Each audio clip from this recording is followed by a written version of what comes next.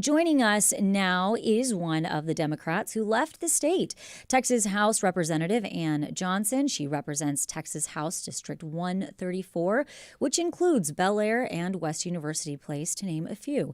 If you have a comment or question for Representative Johnson, you can call 713-440-8870. Representative Johnson, welcome to Hello Houston. Thank you for joining us. Great to see y'all. Thank you for having me on. So the governor is being clear. He is prepared to call a second session with the same 18 agenda items. He's also warned that he'll continue to call special sessions until you and the other Texas Democratic legislatures return. How does this affect your strategy of being away? And this is breaking news. The governor has just put out a release saying that he is going to end this special session early. As Democrats, we're very proud of that because we recognize that our goal here was to defeat this particular special session because it was clear the priority for Republicans was simply doing this mid-decade redistricting, which is not normal, and attempting to steal 5 seats before the next election cycle because they are afraid of the voters. And so we now get to reset the board, and the governor gets to decide what's important to him. The House gets to decide what's important to them. Please don't forget, we were in Austin for 2 weeks. I was there on the flood committee. We had numerous other issues that we needed to debate and talk about, but the Texas House only put one bill forward, and that was redistricting. They only put one bill on the floor, and that was redistricting. They only used one bill to put a call on us to arrest to bring us back, and that was redistricting. So the people of Texas are going to get to find out, do they really want us to come back to work on the issues you care about, or are they, again, just trying to get us to come back to talk about redistricting? I guess where I go from here is, so this one session, now they're going to end it on Friday, this current special session. We don't know if he's immediately going to call it back, and at least at this point, I don't know immediately on Friday or if wait till Monday, how they're going to play that out. But I'm curious how that changes ultimately anything for what you folks are doing, because if he's already said it's the same agenda items, it's the sequel, but it's exactly the same as the first one. How does that change what you're doing or your plan? Yes, you achieved hopefully what your goal was in the first session, but now what do you do? I mean, it does change it because just as we saw in the last special session, what does the House want to talk about? Are they calling us for committee hearings and bills about stealing 5 seats, or are they calling us in for bills about doing flood mitigation and relief? And so we're going to get to find out. Do you have when we go back. Do you have anything implying that it wouldn't be exactly the same? Is there any word that you have from maybe fellow elected officials on the other side of the aisle that are saying, we do see flooding as the priority, we're going to push the maps back, or is it the same information? That's why I say we're going to find out. The governor has not put this next call out. We have not seen the agenda of the House of which committees are meeting. What topics are we talking about? And that's where everybody gets to play a role in this next setting. The next special will be determined by the leadership. Are you calling us back to do flooding? Are they going to put the flood relief bills back in the hearing to vote on that and try to see if that's going to come to the floor? Or are they, again, just going to do redistricting? And so it's many folks that now get to decide what role in leadership they want to play as to what issues will come about. And so if they do Sunny Die on Friday, that then starts the clock for a next one if they decide to call it. Once that session gets going, again, all the same processes and procedures start up where you find out what's actually getting a hearing, what bills are actually being asked to vote on. And so we're going to find out, but it's, again, going to come in the days ahead of what leadership decides they care about. Representative Johnson, would you say this is a win for Texas Democratic legislators, or would you say that it's still too soon to tell? I think it's a win for people that care about fair elections. I mean, this is not about Texas, and this is not about party. I mean, this really is an extraordinary step where mid-decade Republicans are trying to steal 5 seats to determine the outcome of the next election before anybody gets to go vote, Republican, Independent, Democrat. They have said it. They want to disenfranchise certain voters. They want to change districts. They want to eliminate the congressional members that you voted for and have them replaced with people that they choose. There is nothing more anti-American than that. And so the win right now is the fact that the entire nation has risen up in this week, recognize what's happening in Texas, states that have spoken up, individuals that have spoken up, Republicans that have texted me to say, thank you so much for taking this stand. And so that right now is the win. I truly hope that the electorate will say, hey guys, Ann Johnson and her colleagues have filed an independent commission to redraw the lines. Why don't you give that bill a hearing if we want to talk about elections? The Democrats in Congress voted for H.R. 1 that required an independent commission nationwide. Every Democrat voted for that. Every Republican voted against it.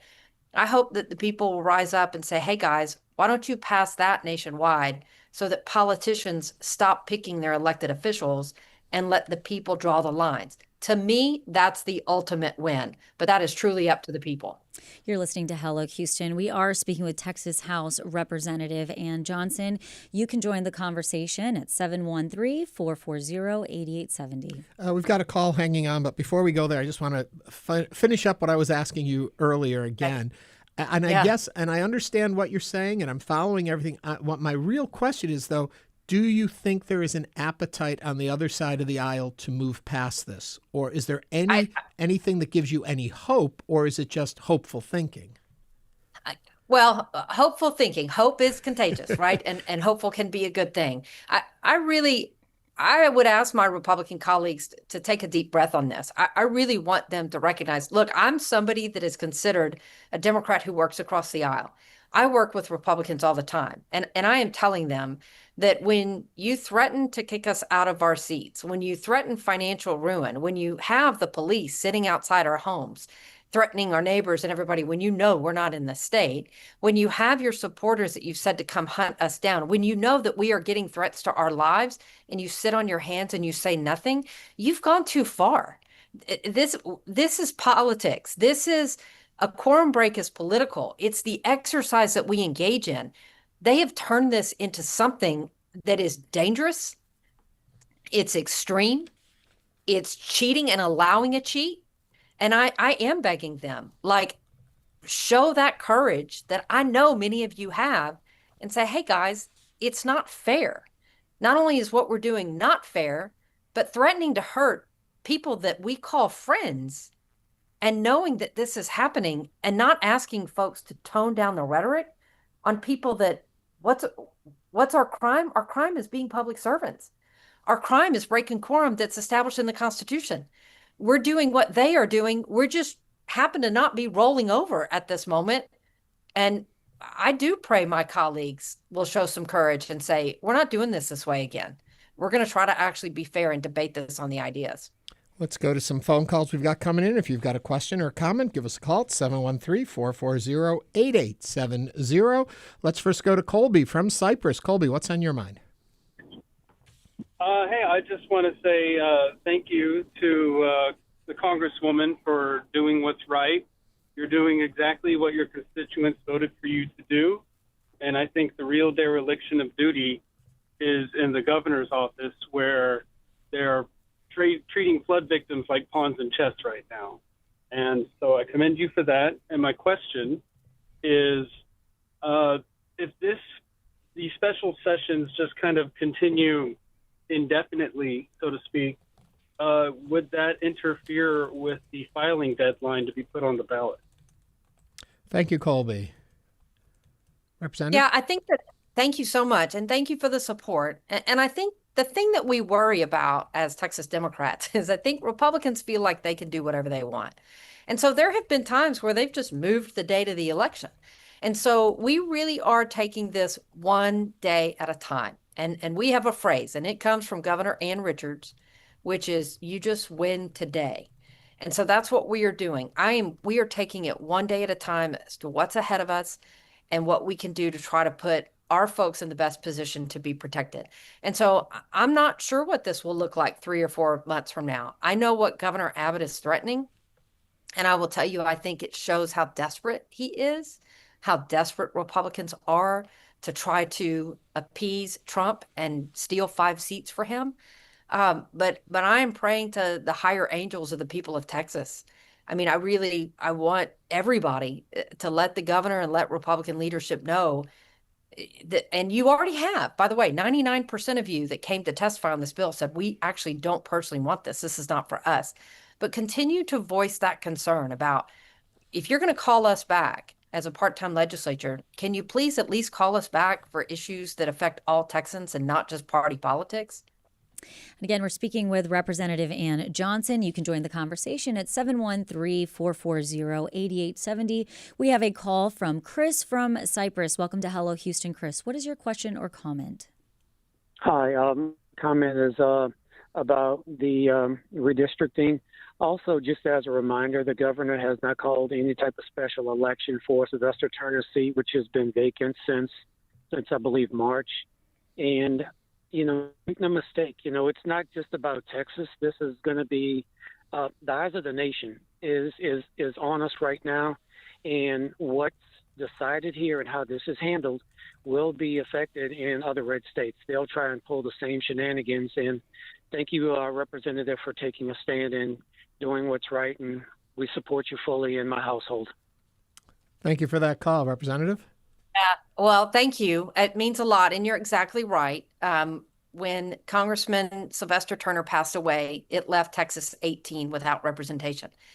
And Trump's bill to cut millions more from healthcare and give tax breaks to the wealthy passed by one vote. That tells you how important that seat is. And the fact that the governor has left it open has meant that community did not get an opportunity to have their voice heard. Also, remember, Texas 18 is one of the districts they are completely cracking and dismantling in this potential next legislation to steal 5 seats. And so I thank you for encouraging us to continue to step up and make sure that the voices of our Houston area, our historic African-American district. I mean, Texas 18 was Barbara Jordan's seat, right? Our Latin community. Each of those communities is going to lose representation if this map holds up. It is unconstitutional, and it is a violation of the Voting Rights Act. It's interesting when you talk about the 5 seats that the governor wants to carve out for potentially Republican representation, dismantling what's there.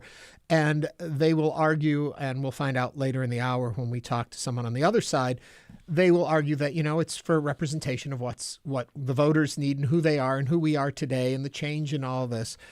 My concern is when yesterday the governor says a statement like, and excuse me for paraphrasing, when told about Gavin Newsom countering the 5, he said, well, if they take 5 more, we'll do 10 seats. Suddenly it doesn't sound like representation anymore on any level. It's purely a game of politics, and it's not representing the people. Am I right or wrong in that? No, you're right. And Governor Abbott is engaging in petty politics and pathetically trying to perform on behalf of Trump. I mean, Texas voter, don't forget, when Texas did redistricting 4 years ago, Republicans in Texas drew the lines to heavily favor them. We are not like California. California actually has an independent commission to redraw the lines. The people drew those lines and then they voted. Texas started 4 years ago by drawing districts to be heavily Republican. And now they just want more. And as Abbott said, he wanted to take 5 or 10 more. The problem is it violates the Voting Rights Act because your districts are supposed to be drawn in a way that gives communities opportunity to have a voice and representation. And what they're trying to do in this new cut, and I know they're going to say, oh, they're actually minority majority. That's what we call a facade. The numbers are there to look like it's a minority majority, but they have cracked districts and put them in other places to ensure that white Republican voters will overcome the power of the minority party that's packed in there with them. And so even though they're going to claim they're trying to create minority districts, it's what we call a facade. It's not accurate. And remember that when we got 2 new seats last decade, it was because 95% of the growth of the state of Texas was minority districts, Hispanic and Black. And yet those 2 districts were drawn for white Republican voters. And so Republicans have done it before. That case is still pending in the courts to show that that was unconstitutional. And now, again, we're seeing a doubling down on the unconstitutionality. And it is a harm to the protection that every community and culture gets a chance to actually be heard in their government. Representative Johnson, I do want to ask you one quick question. You mentioned about you are on the flood committee, and I know that that is something extremely important to Texans that affected so many Texans. How many times have you all met, and can you give us an update on where we are at in that on that agenda topic? Yeah, we met twice. We met once in Austin to talk to agency heads after the flood, and then we went to Kerr County and we met with folks there. I've also had an opportunity to talk with families who were devastated by the floods and have lost loved ones, and I appreciate that they have taken the time to personally talk with me. If you go back and watch that hearing in Kerr County, you'll hear my Republican colleagues repeatedly say, we can't accomplish what we need here in 30 days. What we're talking about building up the infrastructure of our flood system, our extreme weather systems, our warning systems, it's not a quick fix, but it is something that we need to start working on now. What is a quick fix is Governor Abbott writing a check right now to supplement the loss that is happening in those counties, and he could do it. People need to remember, we are a part-time legislature. There are plenty of times where there are emergencies in Texas when only the governor is there, and he can do this. He can write that check right now. He does not need us to dole out money for flood relief. He does need us to change statutes, and we can do that. But my colleagues admitted that is a long-term discussion that's going to have to go into next session. And so I look forward to being there. I look forward to passing what we can on interoperability and other issues that we can mitigate now. But this must be a long-term commitment.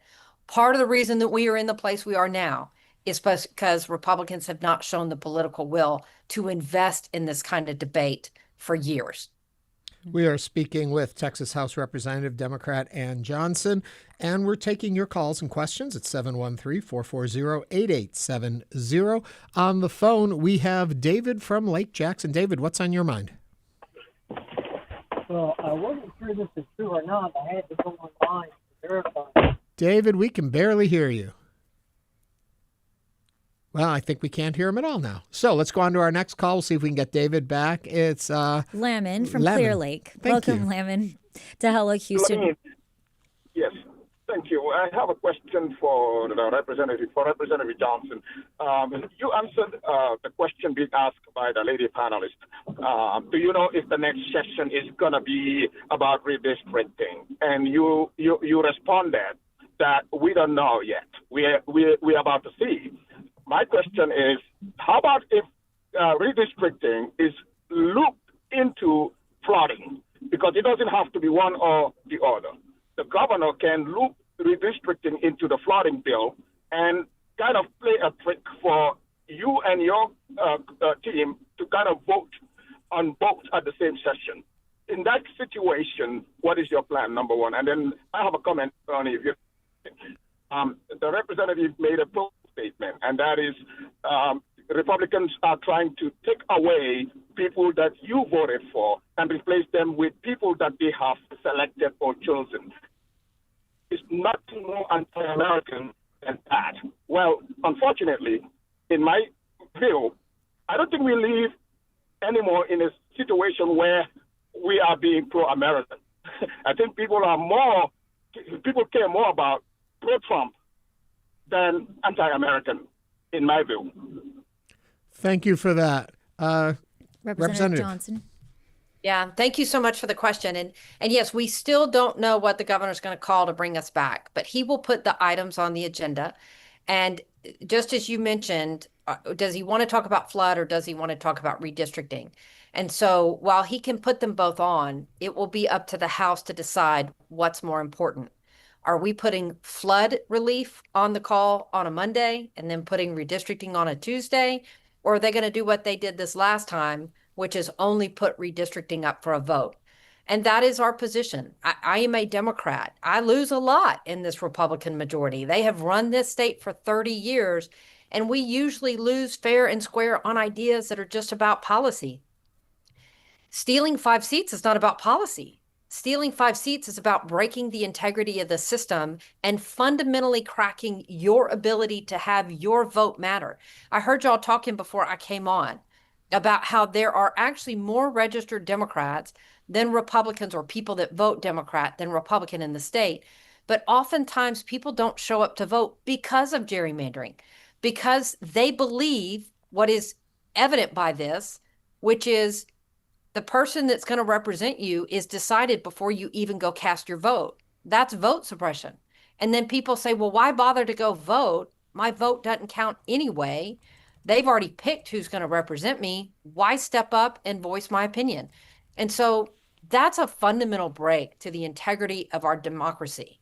And that's why I'm stepping up. And I appreciate the families of flood victims who have called me to acknowledge they recognize there is a big distinction between fundamentally breaking how you can vote as an individual and trying to fight with the governor about doing flood relief, which he can be doing on his own anyway. They get it. And they also recognize that the governor is using him as cover to perform a completely extremist partisan steal. And they do appreciate that we're stepping up, and I'm grateful for their calls on that. A quick point of clarification there, just so I can understand where you stand on this. Independent Voter Project, they were reporting 46%, 46.5% would be registered Democrats in Texas, 37.75 Republican. Does that sound about right with the numbers you understand too? They sound good to me. I like good. what you're saying.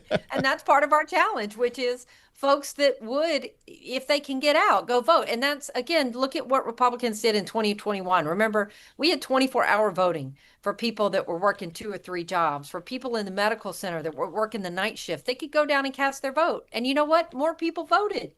And so Republicans took that away and said, hey, Harris County, you can't do that anymore. You can't have drive-through voting, which 60% of women used, whether they're Republican or Democrat. But that makes sense because women are caregivers and may have an elderly family member or a child in the car, and it was easy for them to cast their vote.